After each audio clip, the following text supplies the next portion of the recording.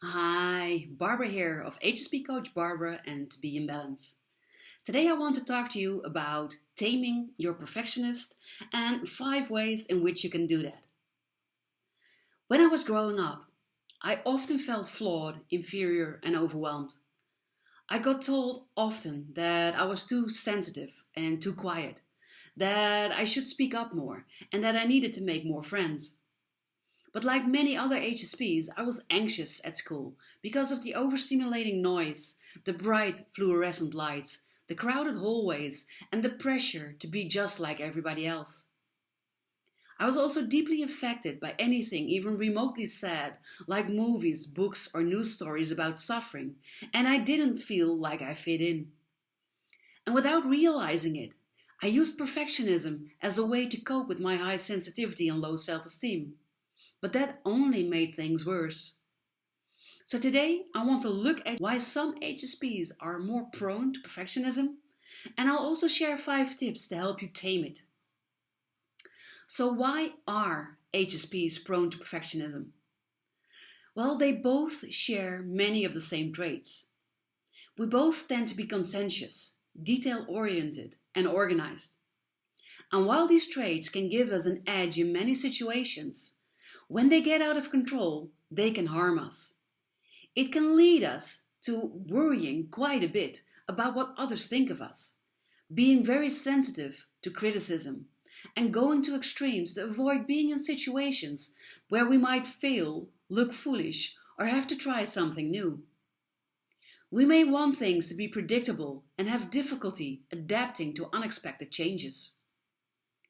Criticism can be especially painful for HSPs who are wired to process and feel things deeply. Perfectionism can be an attempt to protect ourselves from the painful experience of feeling like we've made a mistake or did something wrong. We may think that if we do everything right, we'll be able to avoid criticism and unwanted attention. So we set impossibly high standards for ourselves, expecting ourselves and our work to be perfect. We work incessantly and feel compelled to fix even the smallest of errors and imperfections. Perfectionism is an attempt to fit in. Like me, many of you have probably grown up feeling different, weird, strange, or less than due to our heightened sensitivity. Perhaps you were teased or bullied or told you needed to toughen up, that you were too sensitive or cried too much. Unfortunately, many of us get that message and we think that our sensitivity is a deficiency or a flaw rather than the asset that it truly is. And as a result, we often feel inferior and different. So we may pour ourselves into work and achievements to prove our worthiness. Achievements become a way for us to fit in and be accepted. Perfectionism is also an attempt to feel in control.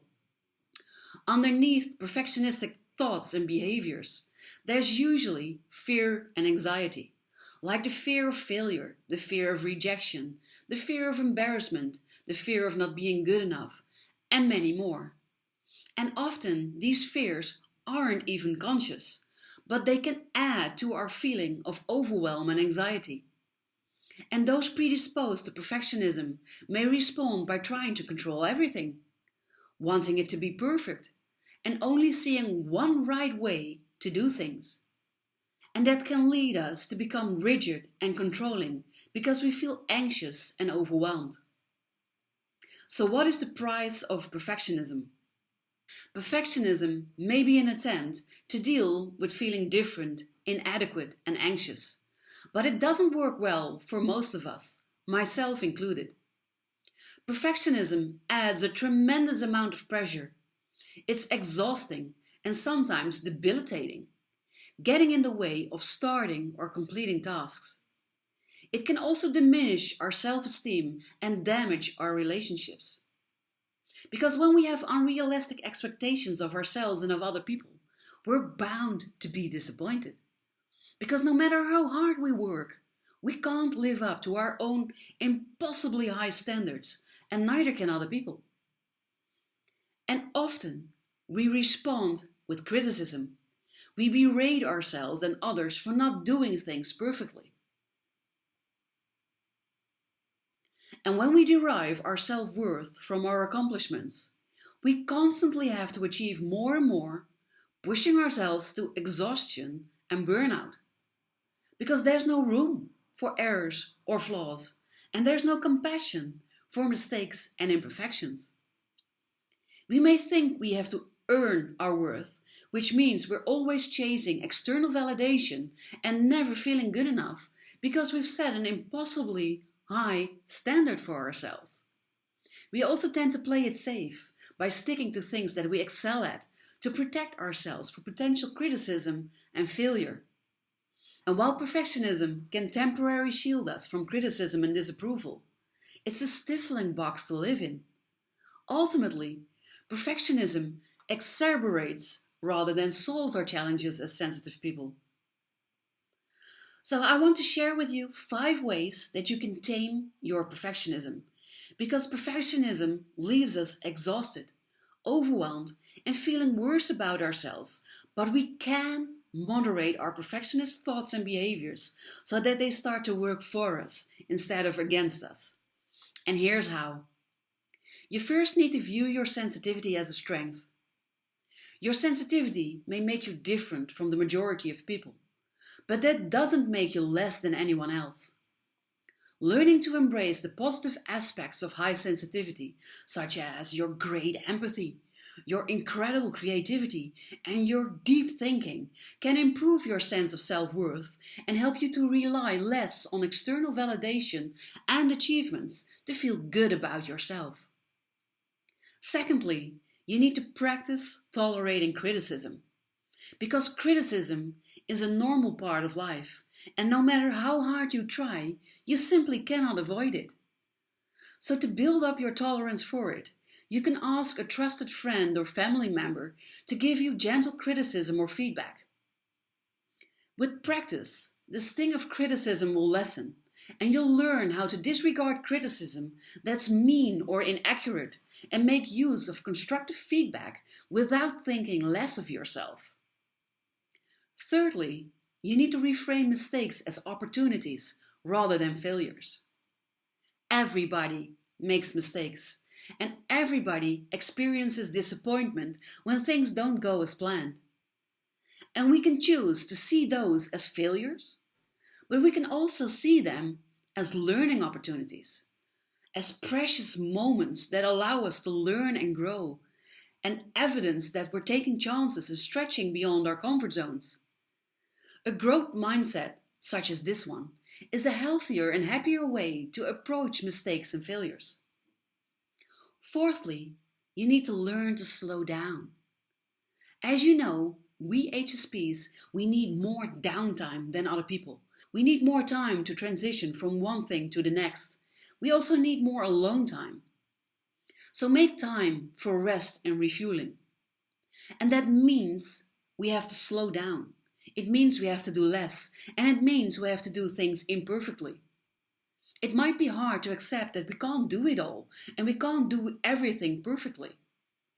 But slowing down improves the quality of our lives. Our mental health, physical health, and our relationships all benefit when we set realistic expectations and take good care of ourselves. And lastly, you need to treat yourself with compassion. Self-criticism can be a bad habit, something we've grown accustomed to, but it's rarely helpful. It doesn't tend to motivate us to do better, but rather it makes us feel hopeless and inept.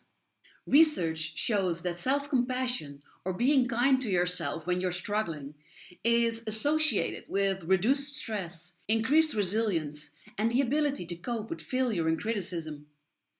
To start practicing self-compassion, you can try comforting yourself with kind words or a loving touch, as you would a dear friend.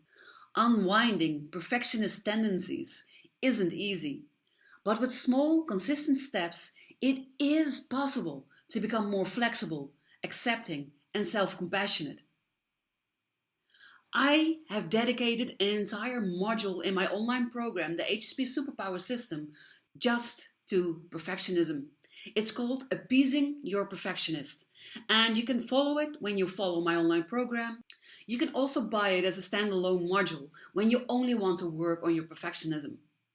If you're doubting if you are a perfectionist, or if you're doubting that you are highly sensitive, or if you just want to talk to me about things that you are experiencing, or maybe you're interested in one of my programs but you're having doubts or questions, then contact me. I will post a link below this video that you can use to book a free discovery call with me, and we can talk about anything that you like. It can be the programs, it can be your perfectionism, it can be your high sensitivity, or it can be any other problem that you are currently facing in your life. We will then look at where you are now, where you want to be, and what you can do to get there. I hope to meet you because I love connecting with other highly sensitive people, and I love helping you step into your own power so that you can create a life for yourself that makes your heart sing. So thank you for watching this video today, and I wish you all a blessed day, and I hope to see you all again for the next video. Thank you and bye for now.